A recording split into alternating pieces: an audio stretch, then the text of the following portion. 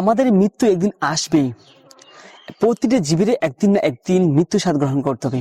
কিন্তু পৃথিবীতে আমরা এমন ভাবে বাঁচি মনে হয় আমাদের কখনো মৃত্যুই হবে না।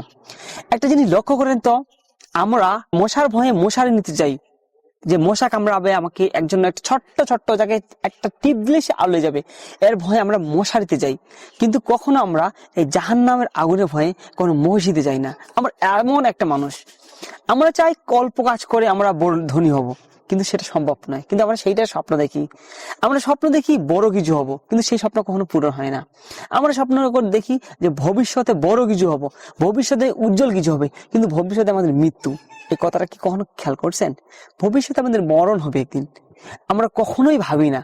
আমরা জানি যে পৃথিবীতে আমাদের থাকার জায়গা নয়, একদিন না একদিন আমাদের মরতে হবে, কিন্তু কখনো এটা ভাবি না যে আমরা কবে মরবো বা কখন মরবো। আমরা এমন ভাবি যে আমাদের মনে কোনো মৃত্যুই হবে না, এজন্য আমরা এমন ভাবে পৃথিবীতে চলি। পৃথিবী একটা হচ্ছে ধোঁকা, একটা মরীচিকা। এই পৃথিবী সম্পর্কে যদি আপনি একটু জানতে চাইতেন ভালো করে, তাহলে আপনি বুঝতেন যে পৃথিবীটা কতটা কঠিন এবং ভয়ঙ্কর জায়গা।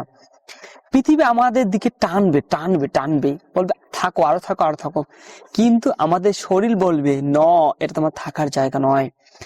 সো আমার ভিউয়ার্স, আপনাদের একটা কথা আমি বারবার বলি আমার প্রতি ভিডিওতে, আপনারা অবশ্যই আপনি আপনার সৃষ্টিকর্তাকে আপনারা স্মরণ করবেন।